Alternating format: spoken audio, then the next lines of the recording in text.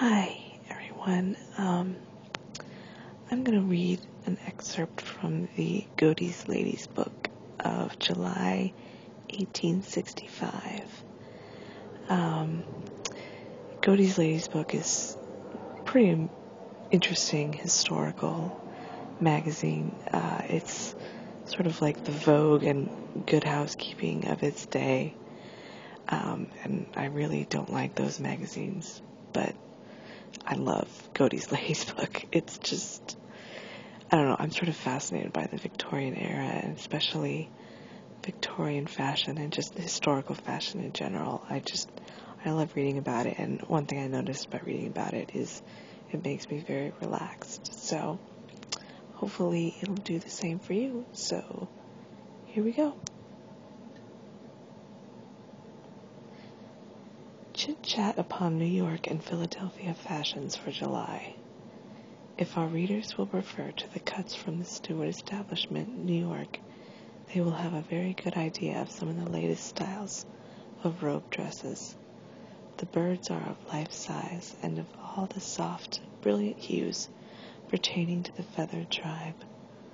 Garlands and bouquets of the rarest flowers, sometimes colossal in size, but of the liveliest colors, seem to be carelessly laid over the skirt. Others are formed into fancy devices and graceful patterns, having a truly charming effect. These jardiniere designs are only on the gossamer-like organdies.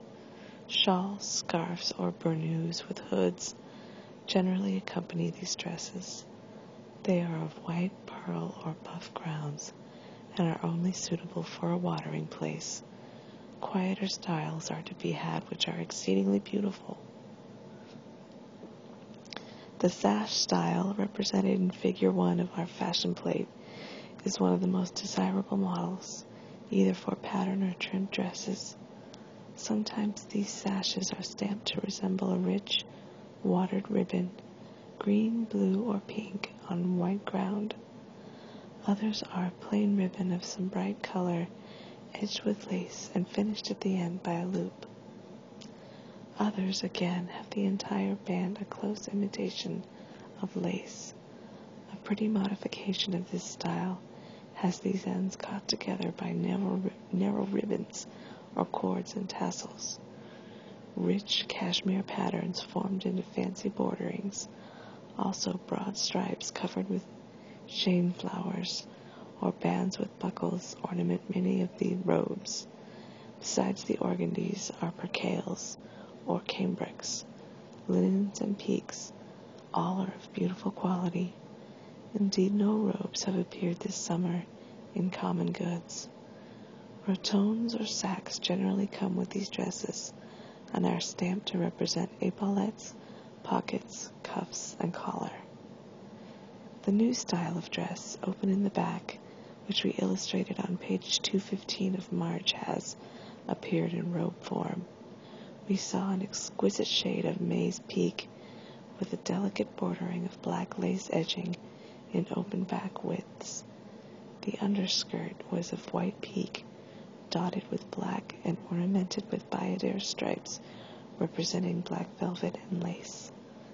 This we consider to be one of the most novel and beautiful styles. In wool goods, there are also pattern robes.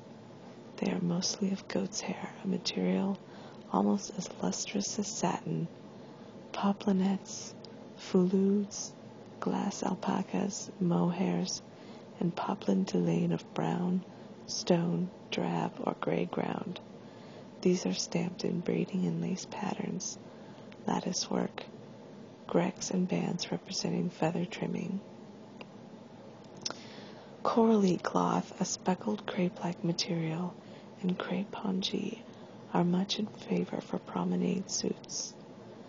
A new style of hairdressing is about to be introduced. The front hair and the lower part of the back are cut short, and this short hair is curled and frizzed. The rest is smoothly drawn back and turned under as if to be caught in a net. It is, however, kept in place by 5 fillets or bands of velvet, which pass over the head from side to side, and are sewed to a band passing under the back hair. This is a Grecian style and extremely pretty. Another style has the aureole of short curls with a long curl behind each ear. The back hair is braided and arranged quite on the top of the head. Instead of the plait, a bunch of curls are sometimes substituted, which must also be quite high on the head.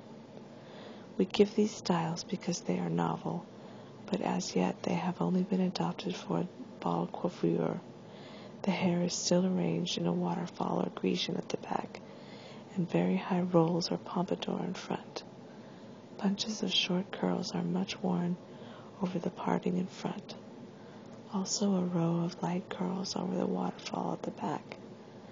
Most of these fancy arrangements are false, so also are the coronet plaited in 3, and very much larger in the center than at the sides. We give on page 21 a coiffure with a coronet plait, so that our readers may judge the effect. Sometimes the coronet is twisted with a large knot in the center. With a change of coiffure comes a change in the shape of bonnets, and we are told that these pretty, becoming, and comfortable little half-handkerchiefs are to be discarded to give place to a bonnet with high, wide face and hood-shaped Quaker-like crown. Loud will be the complaints against these bonnets, which we can hardly imagine becoming, and to ladies not favored with height, they will be positively frightful. We hope, however, the change may be very gradual, and that it may be long before fashion obliges us to wear so voluminous a headgear. The present bonnets are small, indeed so scant are some of them as not to be seen at all from the front, and just touching the waterfall at the back. Most any of the straws from the last season will cut into the little half-handkerchief bonnets, and by exercising a little taste, can be trimmed to look exceedingly pretty at a moderate expense. Take bias bands of crepe or silk of some pretty shade, cut the edges out in little points, or else pink them, and make a rose quilling of the material, and sew it all around the front edge of the bonnet. At the back, have the same style of trimming, only very much wider and fuller in the center, and graduated at the sides. Then add long ends and loops of narrow ribbon about 1 inch wide, and you will have a very pretty bonnet. Flowers can be mixed in with the ruching with good effect, and a scarf of illusion can take the place of the ribbon at the back. No side tabs are required inside, and if the hair is worn in pompadour style, very little trimming of any kind can be used. A tuft of flowers with a few loops of illusion is all that is required.